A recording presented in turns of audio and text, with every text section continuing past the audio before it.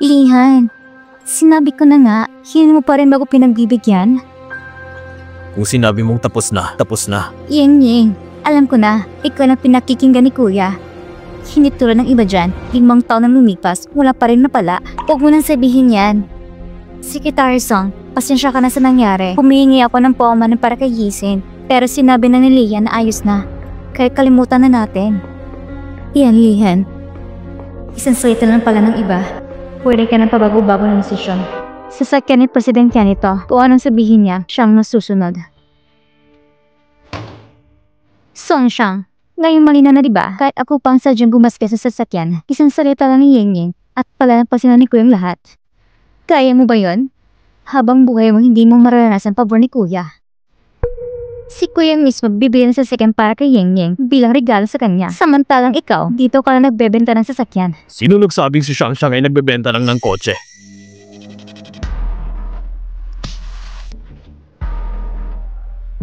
Bakit ka nandito? Siyempre para makita ka. Mukhang si Meso ay may nobyo na. Itong si Shusun, tagapagmana ng pamilya Shu. Kaya naman pala hindi na siya nagdadalawang isip iwan ng kuya ko kasi may iba na siyang sinasandalan. Ikaw si President yan, di ba? Tama. President Shu, anong ginagawa mo dito? Bibili ako ng kotse siyempre. Ihanda ang susi ng Lamborghini Veneno ko. Dalhin mo dito agad. Yung mahigit na 50 milyong Lamborghini, kayo pa lang ang order. Sandali lang po sir, ihanda ko agad.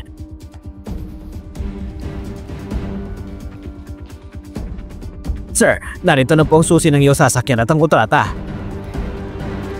Oh, Shang Shang. Para sa iyo ito.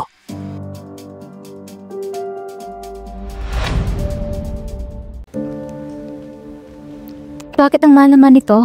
Kailan naman yan naging mahal? At saka, birthday mo ngayon. Hindi ba't dapat lang regaluhan kita? Salamat. Ilihan. Sabi nila si Secretary Song ay seryoso at walang kwenta. Pero tingnan mo ngayon, ngiti-ngiti siya. Malamang, sobrang gusto niya si President Chu. Si Secretary Song, hindi kagaya natin na may pangalan at posisyon. Pero nakahanap siya ng bagong masasandalan, siguro naman, makakahinga ka ng maluwag. Ying, alaki talaga ng pangunawa mo. Kung ako yan, hahanapan ko na agad ng tao para bubugin ang ahas na yan. President yan, oras na nag-uwian. Alis na kami ni Shang Shang. Ngayon, hindi pa siya pwedeng umalis. Bakit? Tao ko si Song Shang. Kung gusto kong manatili siya, dapat siyang manatili dito. President yan, magaling ka talaga sa pagkalimot. Kung hindi ako nagkakamali, naipasa na ni Shang Shang ang kanyang resignation letter sa'yo. Kung gusto mong tapusin ito ng maayos, ang dapat mong gawin ay pirmahan ng resignation letter. Hindi yung magwawala ka dito. Bakit siya? Alam niyang lahat. Alam kong lahat tungkol kay Shang Shang. Umalis na tayo.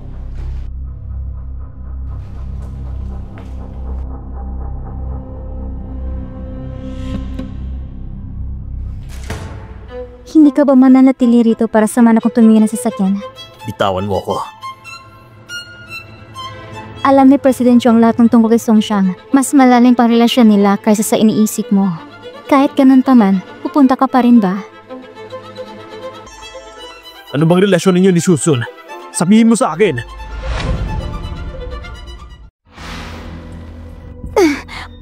Wala kang kinalaman dyan. Huwag mong kalimutan. Ikaw ay akin. President yan, isa lang akong empleyado mo. Hindi mo ko pagmamayari. Bukod pa dyan, wala tayong kahit anong unahin ngayon. Sinasabi mong wala na. Hindi na ako magtataka kung paulit-ulit ka magsusubiti ng resignation. Yun pala, may relasyon na kayo ni Chusun. Ngayon, sa tingin mo ba mas maganda ang Chu Group kaysa sa Yan Group? Ganun ba? 5 taon mo akong sinamahan. Tapos ngayon may ibang lalaki ka na. Putol na agad ang lahat. Song Shang, napagtanto ko na hindi talaga kita kilala. Mas mahasol ka pa kaysa sa inaakala ko. President yan, linawin ko lang. Tayo boss at empleyado lang. At ngayon, hindi mo na ako sekretarya. Kung sino man kasama ko, wala ka nang pakialam. Naintindihan mo ba? Posible! President yan. Magpagkatao ka naman. President Chu, Alam mo naman siguro na si Songxiang ay sa akin, hindi ba? Kung alam ko, ano ngayon?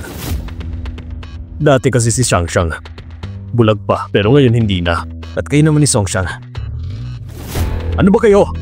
Nagkakatawa ka talaga, President yan. Ang fiancé mo ay nandoon lang. Bakit ba kinukulit mo pa si Xiangxiang? Lihan!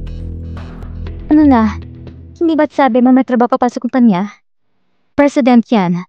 Pwede ko bang tanungin kung anong kapasidad mo ng tanungin tungkol sa relasyon namin? Kung boss pa lang tingin mo sa sarili mo, medyo sobra kang nakikialam. Tungkol naman sa amin. Ano bang akala mong relasyon namin? At ano ba ang relasyon natin? Songxiang, kaya ba sumama ka sa kanya? Dahil sa pera? Hindi ba sapat ang binigay ko sa'yo noon? Pera?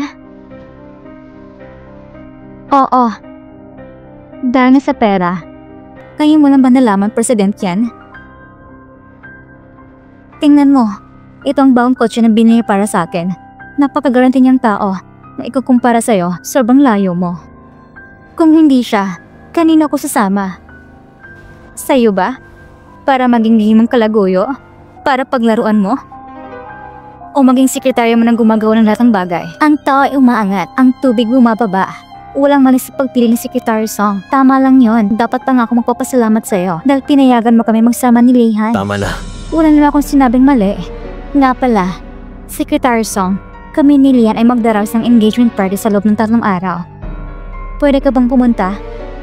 Umaasa kung matanggap namin na yung pagbati. Ying, bakit mo siya inimbitahan? Nakalimutan mo na ba yun nangyari sa Golden Empire? Paano kung pagdating niya, akitin na naman yung silihan? Hindi ba stress ang dulot niya sa'yo? Naniniwala ko si Secretary Song, ngayon na may mas matatag siyang sandigan. Sigurado kung hindi na niya iisipin panggulin si Lihan. Tama ba? Lihing! Lihan, huwag kang mag-alala. Tos puso kong inimbitahan si Secretary Song. Kaya Secretary Song, pupunta ka ba? Huwag kang mag-alala. Pupunta kami ni Xiangxiang. Ipapakita ni Kuya sa kanya kung gaano siya kabulag. Sige, pupunta ako. Babatiin ko kayong dalawa. Maraming salamat sa'yo. Xiang!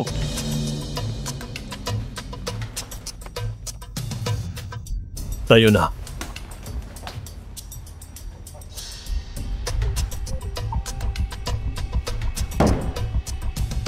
Sa engagement party, 3 araw mula ngayon. Mas mabuting huwag kayong gumawa ng gulo. Sa loob ng 3 araw, gagawin kong lahat para tuloy walang pagtingin niya sa'yo. Yan, Lihan. Ikaw ay akin lamang. May biglaang meeting ako dito. Susunod agad ako. Okay lang ba kung mag-isa ka muna? Ayos lang ako. Panayan mo muna ang trabaho mo. Sige, basta kung may kailangan ka, tawagan mo ako. Secretary Song, nandito ka na pala. Ayan, kunin mo na. Miss Lee, ano ibig sabihin nito?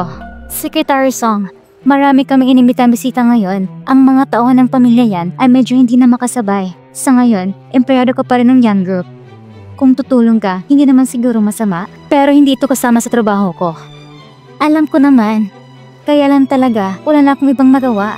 Kung natatandaan ko, hindi ka pa nakaalis sa Yan Group sa kontrata mo. Kung tutulungan mo ako ngayon, ako nang bahala sa problema mo sa kontrata. Ako mag-aayos niyan. Ako nang bahala. Ano sa palagay mo? Talaga bang matutulungan ako ni Miss Lee? Sino bang minamaliit mo? Ang nying namin ay magiging asawang tagapagmana ng Yan Group. Kung pag-aasikaso ng resignation mo, isang salita lang yan sa kanya. Sige, pumapayag ako. Sana lang si Miss Lee paninigan yung sinasabi niya. Siyempre. Halika dito!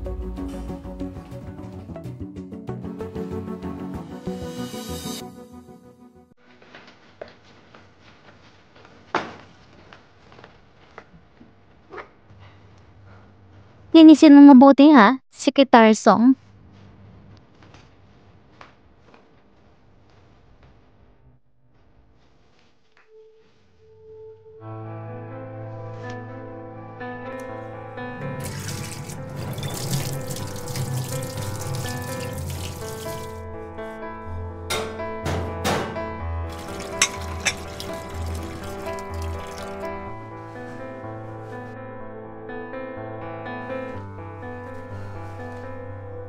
Secretary Song.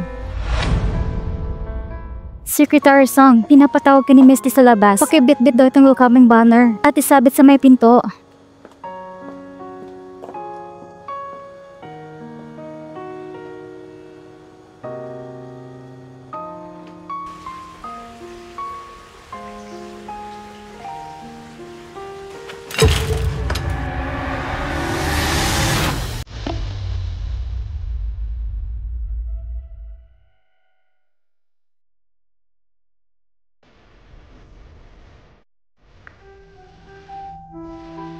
Bakit ikaw pa ang gumagawa niyan?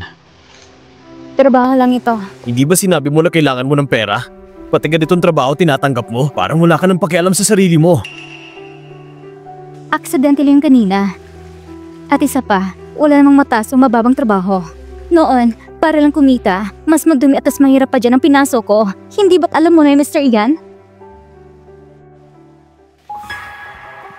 Kailangan ba talagang ganito ang pakikipag-usap mo sa akin?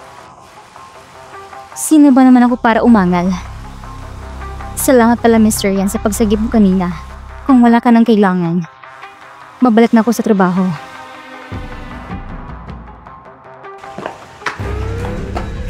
Nasugatan ka.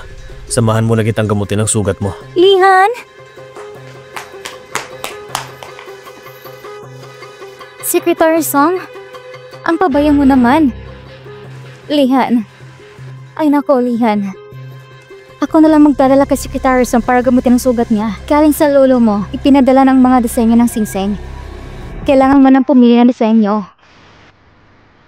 O siya, sige na, pumunta ka na. Secretary Song, sumama ka muna sa akin.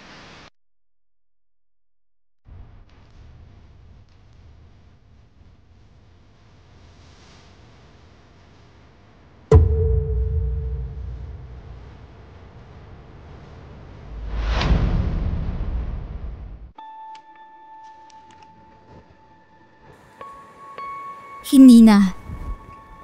Kaya ko na itong mag-isa. Si Lihaan ang patago niyan dito. Lagi siyang may nakahandang gamot para sakali may masakta ang matapilok ng biglaan. Kaya yan talaga si Lihan. Laging maalalahanin sa mga babae. Lalo na kung malapit siya sa tao. Pero buti na lang, siya bilang tao ay may panindigan. Alam niya kung ano ang mas mahalaga sa kanya.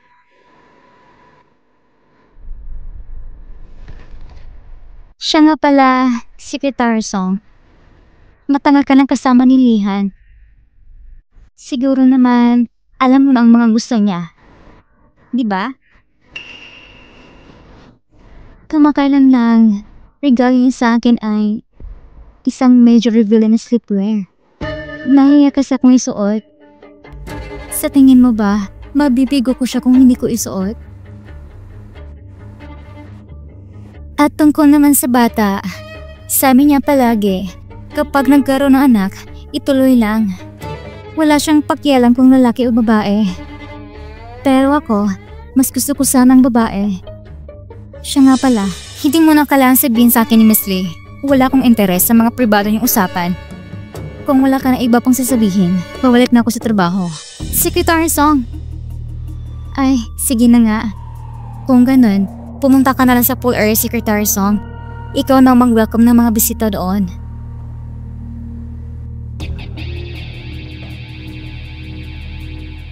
Secretary Song, nakita kitang tumutulong sa pagtanggap ng mga bisita. Alam kong relasyon niyo ni President yan ay hindi tulad ng mga sabi-sabi sa labas. Na ikaw daw ay kabit ni President yan. Imposible naman yun. Kung ako ang tatanungin, kung totoong may relasyon kayo ni President yan, masyado kang mabait. May kabit bang tumutulong sa karibal sa pagtanggap ng bisita? Napaka-imposible. Saan ka pa makakakita ng kabit na bukas pala na tumutulong sa kasal ng karibal? Maraming salamat sa inyong lahat sa pagdalo ngayong araw sa engagement party ni Miss Lee.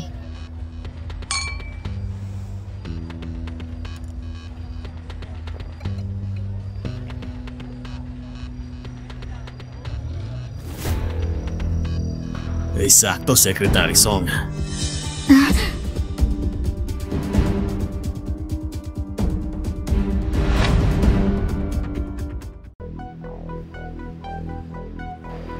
Ang babaeng ahas na to? Kahit saan, hindi nakakalimot ng akit ng lalaki. Kahit si Luis nadali niya, bakit hindi ko magawa? Bakit siya? Salamat po, Mr. Luis. Walang anuman, Miss Song. Huwag kang matakot sa akin.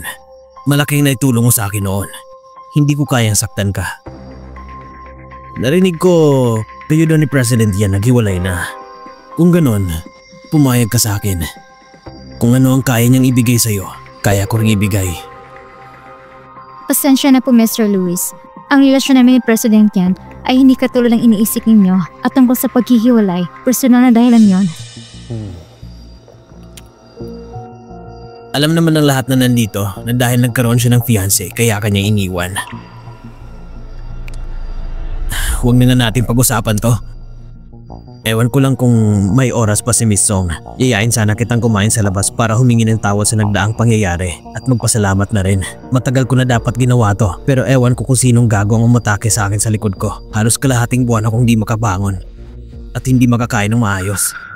Hindi na rin naman ako sekretary ng President Yan, Mr. Luis. Mula ngayon, mas mabuting huwag na tayong makialam sa isa't isa. Sandali lang. Pag-usap tayo. Sa totoo lang, Miss Song. Totoong gusto talaga kita. Wala na tayong dapat pag-usapan. Mr. Luis, ang paglapit sa empleyado ng ibang tao sa sarili mong party, kung ganyang ugali, hindi maganda.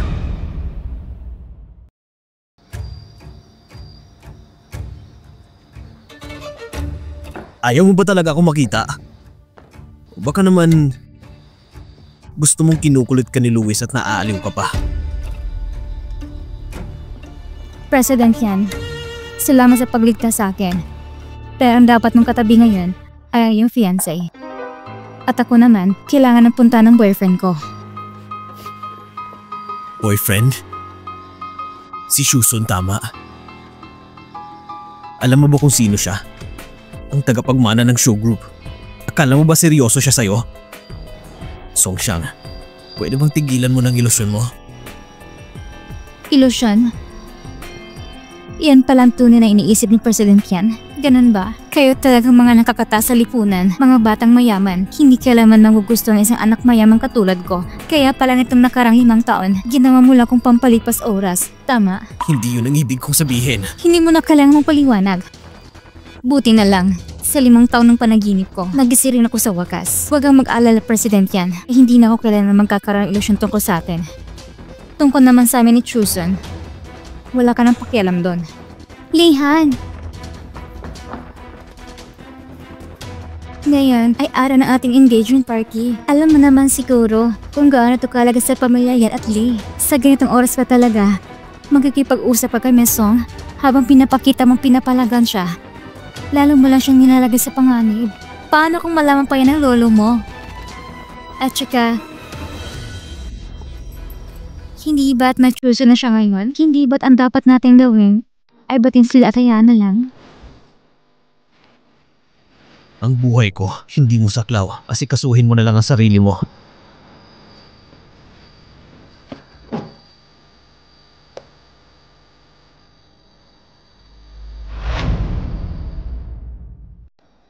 Kuya, hindi mo na kailangang pumunta. Pauwi na rin ako. Ayos lang ako, huwag kang mag-alala. Ngayon ko lang tuloy nakitang katotohanan.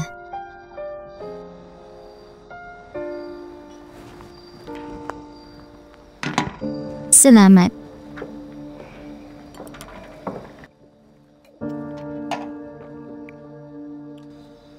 Ikaw ba si Songxiang? Tama nga. Maganda ka talaga. Hindi ko masisisi ang apo ko na kung bakit 5 taon kang nasa tabi niya. Ginoong yan. Kung may gusto po kayong sabihin, sabihin niyo lang po ng direkta. Matalino ka rin pala. Mula pagkabata ay salot kayo sa buhay. At saka matagal lang na-confine sa mental institution ang ina mo, diba? May sakit na pag-iisip.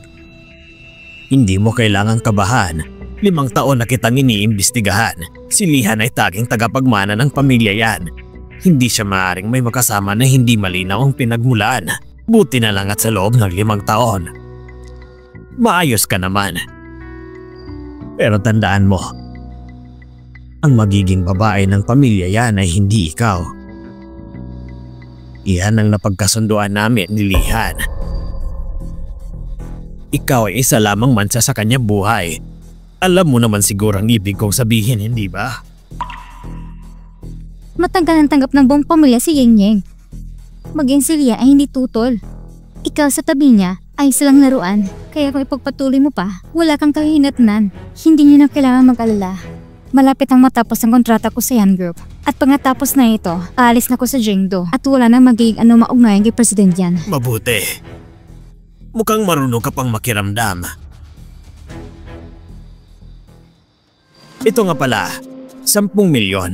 Dahil nagsimula sa pera ang ugnayan nyo ni Lihan, mas mabuting pera rin ang pagwawakas. Hindi na kailangan. Hindi na kailangan ng pera. Hanga ako sa integridad mo. Hindi mo talaga tatanggapin ng perang ito?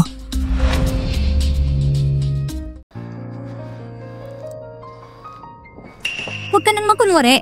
Hindi ba't pera lang dahilan kung bakit ka pumatol sa pinsan ko? Marami na akong nakitang kagaya mo. Ang laging gusto ay mas maraming pera. Pero tapos na. Huwag ka nang mag-isakim.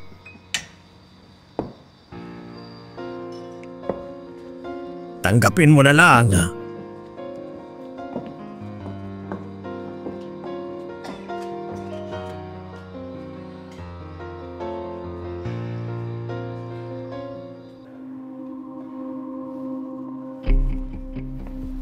Lolo, nang matanggap ko ang mensahe nyo, agad ko kayong hinanap pero hindi ko kayo nakita. Saan po kayo nagpunta? May kinausap lang ako. Huwag ka mag-alala. Ihahatid ko na po kayo sa party. O kaya naman magpahinga muna kayo sa itaas. Ang party ay para sa mga kabataang tulad nyo. Hindi na ako makikihalo. Babalik na rin ako mamaya. Pero may kailangan tayong pag-usapan na tayong dalawa lang ang dapat makaalam.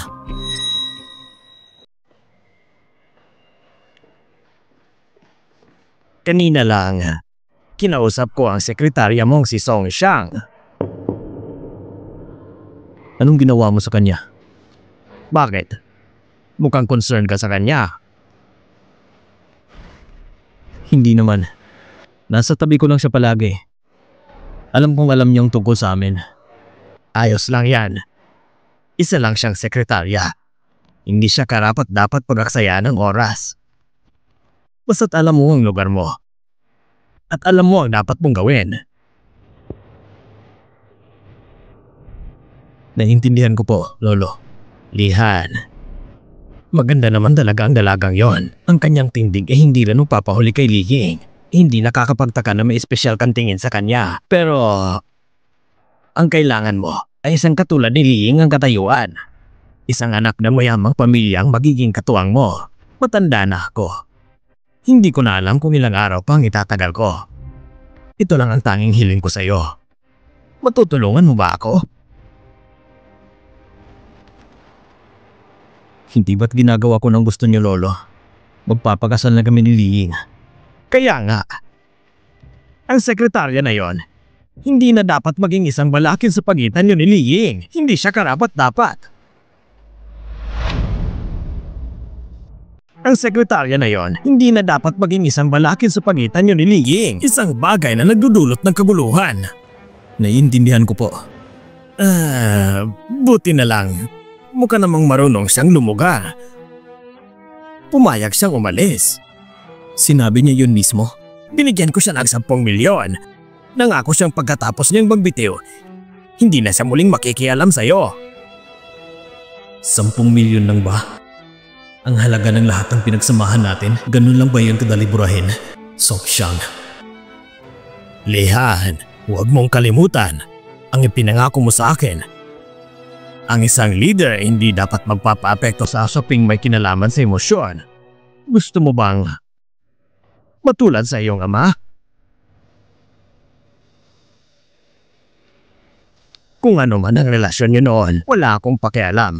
Ngunit, kung dahil sa kanya ay maapektuhan ang paghusga mo bilang CEO ng Yanxi Group, hindi ako magdadalawang isip na personal na tapusin ang bagay na ito. Huwag kayong mag-alala, Lolo. Para sa akin, wala siyang anumang espesyal na kahulugan. At aalis na rin siya sa kumpanya. Wala siyang saysay. Hindi siya karapat-dapat. Mas mabuti na sigurado. Ihatid na kita pa uwi para makapagpahinga. Hindi na kailangan. Kakauwi lang ni Liying mula sa abroad. Mas mabuti pang samahan mo muna siya.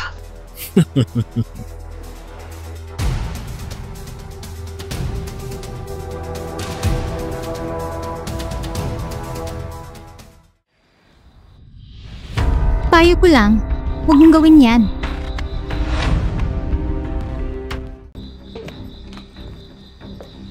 Mesong, dapat meron kang makisama.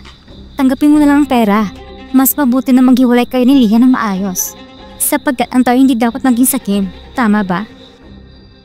Mukhang nagkamali kayo ng akala. Hindi perang dahil kung bakit ako nasa tabi ni Mr. Yan. Ang perang ito? Wala akong interes dito. Hindi ko kailangan ito. Kaya ayaw mo pa rin umalis kay Lian?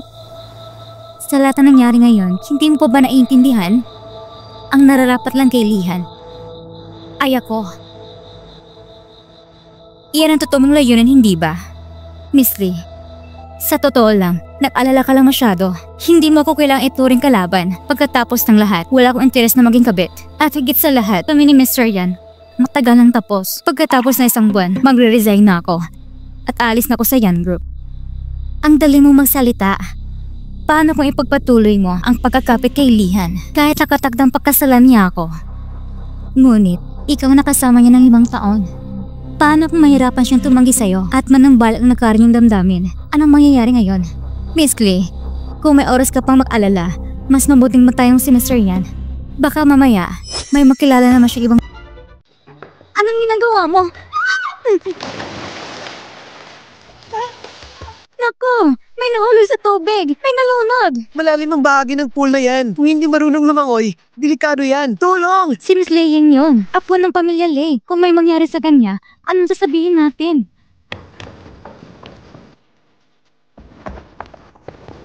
Kuya, hindi marunong si Yingin. Please, please mo siya. Tulong! Sabi ko naman, diba? Gagawin kong lahat para tuluyan kang bumitaw sa kanya. Ngayon, tingnan natin kung sinong pipili niyang igtas. Ayan! Tulong! Hindi!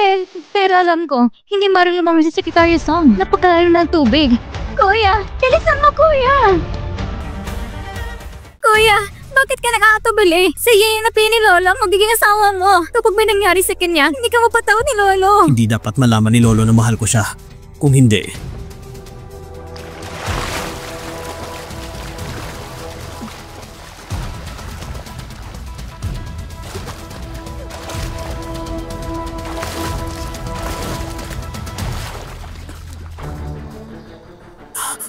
ayan, hawakan mo! Hawakan mo!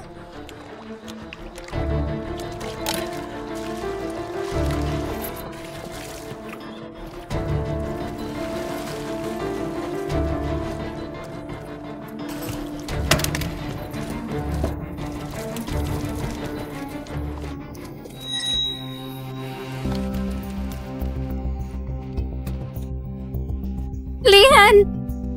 Natatakot ako. Akala ba hindi na kita makikita? Ying, ano nangyari sa'yo? Bakit ka nahulog sa tubig?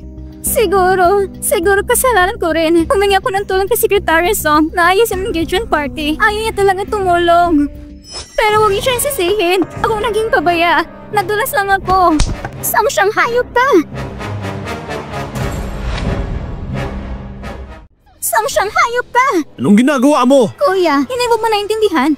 Ayaw na yun na siraan siya, pero sigurado ako, siyang nagtulak. Gusto niya ipahamak si Ying. Huwag yung sisihin sa Secretary Song. Ako may kasalanan. Ying, hanggang ngayon, pinalalampas pa rin siya. Ilalantad kong totoong pagkatao. Ipapakita ko sila kung gaano kasama. Songsyang, 5 taon ka naging kabit ng kuya ko. Gusto mo pang saktan si Ying? Ayaw mo pa siyang bitawan? May iba ka ng lalaki, pero nakakapit ko pa rin sa kanya. Talagang gusto mo ng 2 lalaki? Napakawalang hiya mo. Ano? Si Secretary Song kabit ni Mr. Yan? Imposible yata yon. Mukha naman siyang maayos at professional. Hindi siya mukhang isang babaeng walang hiya. Madaling makita ang mukha, pero hindi ang puso. Magkakaroon magandang palabas ngayon. Hindi ko tinulak si Lei. Siyang kumapit sa akin at sabay kami nahulog sa tubig. Secretary Song, paano mo nagagawa mong sinungaling? Malinaw na. Tama na!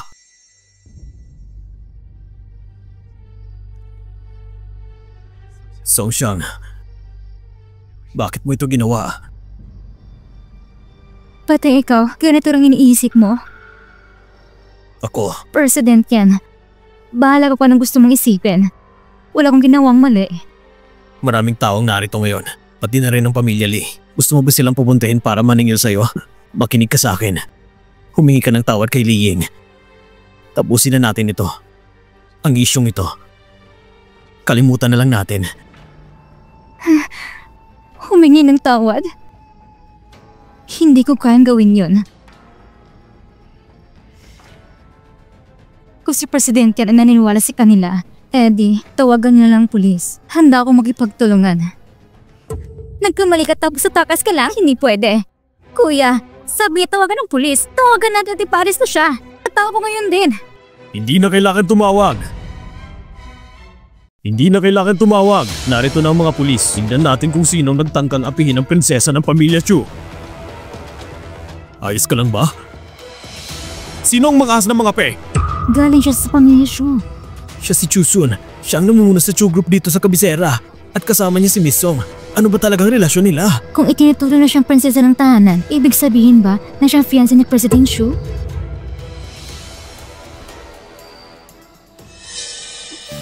Nasira ang CCTV. Wala ni isang footage ang nakuha. Katatapos lang sirain ang reputasyon ni Xiangxiang, tapos biglang masisira ang CCTV, talagang mahusay kang magplano, President yan.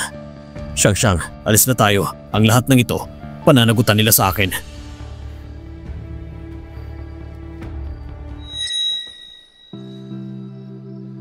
Ikaw at siya. Ano ba talagang relasyon ninyo? Anong pakialam mo? Kung mananatili ka ngayon, humingi ka ng tawad kay Li Ying at ihatid kita para magpalit ng damit. President yan. Hindi ako hihingi ng tawad. Tungkol naman sa damit, sa palagay ko ba kailangan pa? Isa lang naman akong secretary. Hindi ko kailangan abala pa si President yan. Mas mabuti pang manatili ka dito at makipag-engage sa fiancé mo. Songxiang! Ito nang huling babala ko sa'yo. Manatili ka dito. Yan Lihan, hindi ka nakarapat dapat na hawakan si Xiangxiang.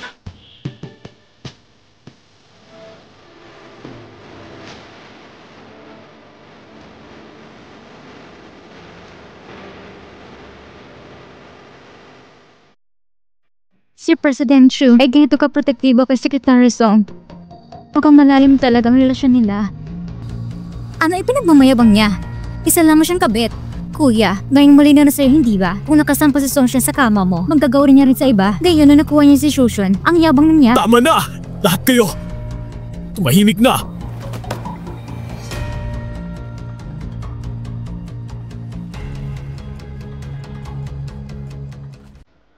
President yan, ito na po ang susi sa apartment na pinadala ni Secretary Song. Kasama na rin po ang titulo ng bahay na ibinigay niyo sa kanya.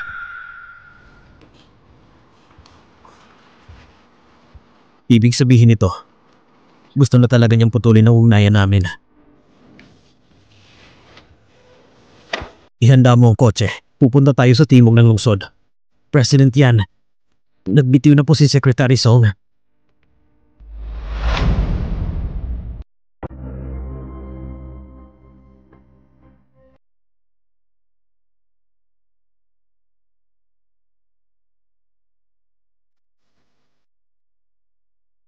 Ang mga tinawagan niya hindi na aktibo. Pagkisasubukan muli. Na-verify na po namin. Pinatanggal na po ni Secretary Song lahat ng kanyang contact information. Ni hindi pa rin po namin mahanap ang bago niyang tirahan.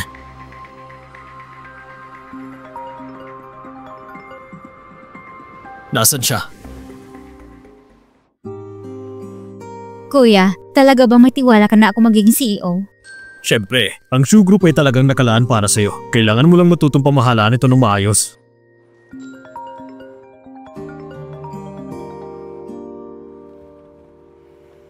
Hello? Pasensya na. Wala akong masabi.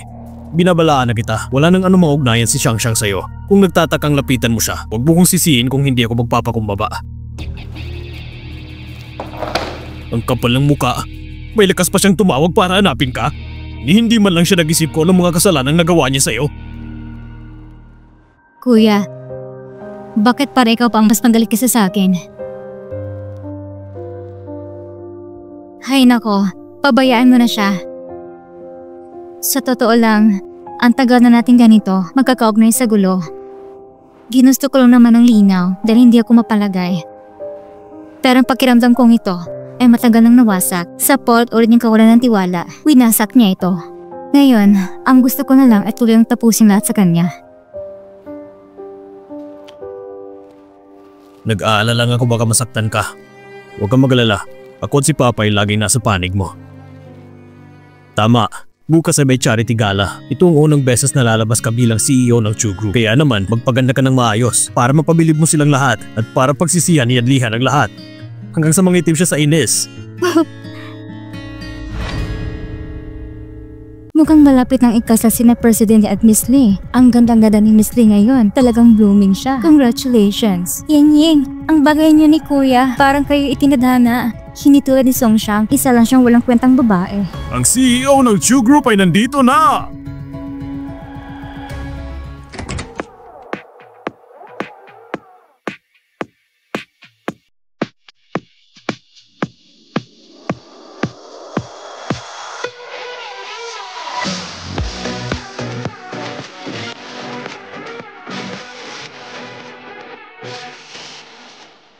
Hindi ko inakalang ang bagong CEO ng Chu Group ay isang napakagandang babae. Sino ba yung babae ito? Paano siya naging CEO ng True Group? Bakit siya? Siyang namin ng bagong hirang na CEO ng kumpanya. Umaasa kaming matutulungan niyo siya sa hinaharap. Oo naman, ano po bang pangalan ng bagong CEO? Paano po siya tatawagin? Song Xiang? Paano ka magiging CEO ng True Group? Isa ka lang naman probinsya na ignorante. Ang pagkatalaga kay Xiang bilang CEO ay desisyon ng Board of Directors ng kumpanya. Hindi mo yan dapat questionin. Alam naman ng lahat ng board ng True Group at pinamumuno lang ng pamilyang Chu. Hindi ko lang inaakala na ipapagkatiwala ni President Chu kay Mesong ang ganong posisyon. Paano kung hindi kaya rin ni Mesong ang posisyon niyan? Hindi ba't para itinulak siya sa apoy? Tong Xiang. Anong masasabi mo, President yan?